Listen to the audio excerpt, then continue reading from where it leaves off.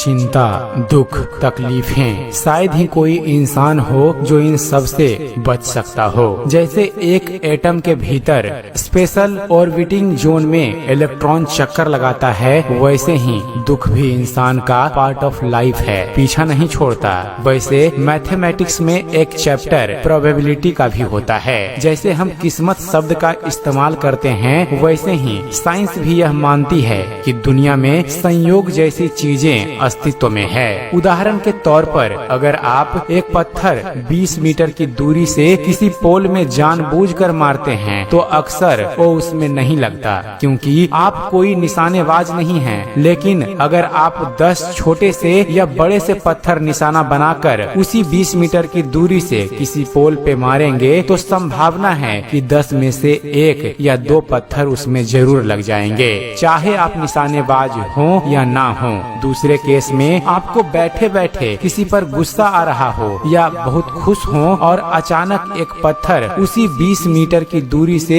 उसी पोल पर मार दें तो एक चांस यह भी है कि वह उससे टकरा जाता है, जो कि आपने बिना कोई निशाना साधकर मारा था। वैसे ऐसा सबकी लाइफ में होता ही है, यह कोई किस्मत नहीं है, यह प्रोबेबिलिटी है। ठीक वैसे ही किस्मत नाम की चीज भी इसी ओर इशारा करती है कि आप कोशिश तो करो। इससे फर्क नहीं पड़ता कि आप निशानेबाज हैं या नहीं, लेकिन इससे फर्क पड़ता है कि आप अपनी कोशिश, अपने जुनून से निशानेबाज बनकर दिखाना चाहते हैं। इच्छा हर इंसान में होती है, लेकिन तीव्र और ना डगमगाने वाली इच्छा हर किसी में नहीं होती। उसी को इच्छा की शक्ति कहते हैं। बेशक जिंदगी में हर किसी को जीतना पसंद है, लेकिन हार भी जिंदगी की एक सच्चाई है और यही हार आपको फिर से जीतने को मजबूर करती है। एक 1.5 साल के बच्चे की तरह जो कि घिसटकर चलता है और दूसरों को चलता हुए देखता है, फिर वह कोशिश करता है उठने की, लेकिन यह क्या, वह तो उठने की कोशिशों में बार बार गिरता है, फिर कोशिश करता है और जब तक वह उठकर चलने नहीं लगता तब तक वह वैसे ही सीखता है। पर इतना ही नहीं, जब वह चलना सीख जाता है तो वह उसी क्रम में दौड़ना भी सीखने लगता है और उसे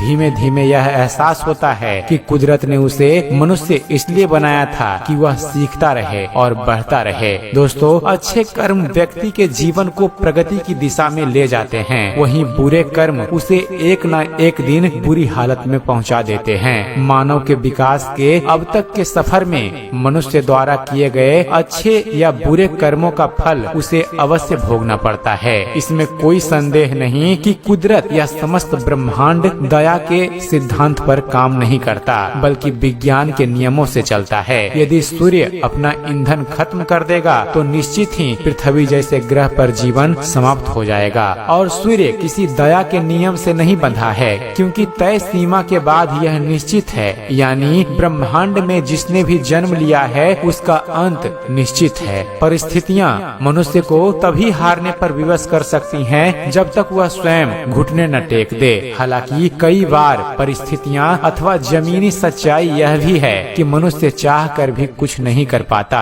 परंतु धीरे धीरे ही सही परिस्थितियों को अपने वश में वह कर सकता है। साधारण तौर पर हम कह सकते हैं कि इंसान कर्म किए बगैर नहीं रह सकता। कर्म हमारे अधीन हैं और कर्म ही तय करते हैं कि परिणाम कैसे होंगे। हमारे चारों ओर अनेक ऐसे उदाहरण देखने को मिल जाते हैं कि हमारे बीच कुछ व्यक्ति सदैव सफलता पाते हैं, वहीं दूसरी ओर कुछ व्यक्ति जीवन के हर क्षेत्र में असफल होते चले जाते हैं। दोनों प्रकार के व्यक्तियों के गुणों का यदि हम आकलन करें तो हम पाएंगे कि असफल व्यक्ति अक्सर निराशावादी तथा हीन भावना से ग्रसित होते हैं। ऐसे व्यक्ति पहले ही हार स्वीकार कर लेते हैं। धीरे धीरे उनमें यह प्रबल भावना बैठ जाती है कि वे कभी भी जीत नहीं सकते। वहीं दूसरी ओर सफल व्यक्ति ज्यादातर आशावादी तथा कर्म करने वाले होते हैं, जीत के लिए हमेशा प्रयास करते हैं, कठिन से कठिन परिस्थितियों में भी सफलता के लिए निरंतर संघर्ष करते रहते हैं। इंसान अपनी संपूर्ण मानसिक एवं शारीरिक क्षमताओं का अपने कार्यों में प्रयोग तभी कर सकता है जब उसके कार्य मन से किए गए हों। यदि उसका आत्मविश्वास प्रबल है तब वह सफलता के लिए मन लगाकर संघर्ष करता है। सफलता प्राप्ति में यदि देरी भी होती है या अनेक प्रकार के कष्टों का सामना भी करना पड़ता है, तब भी वह क्षण भर के लिए भी अपना अपना धैर्य नहीं खोता। एक दो चरणों में यदि उसे सोची हुई सफलता नहीं मिलती है तब भी वह सही दिशा में संघर्ष करता रहता है और एक दिन उसे सफलता प्राप्त होती है। दोस्तों, हमारी पराजय का सीधा अर्थ है कि विजय के लिए पूरे मन से और सही दिशा में प्रयास नहीं किया गया। एक सनकी व्यक्ति हमेशा तनावग्रस्त, चिंतित, अवसाद और स्वार्थ से भरा रहता है। उसके सभी मित्रों और परिजनों का यह मानना था कि उसे खुद में बदलाव लाना चाहिए। उसने खुद भी बदलने की बहुत कोशिश की, किंतु वह वैसा ही रहा। मित्र और परिजन जितना भी समझते वह उतना ही असक्त और फंसा हुआ महसूस करता। एक दिन उसके सबसे पक्के मित्रों में से एक ने उससे कहा, मत बदलो, बिल्कुल मत बदलो, तुम जैसे हो मुझे वैसे ही पसंद आते हो। उसके कानों में उस मित्र के शब्द संगीत की तरह गूंजते रहे, मत बदलो,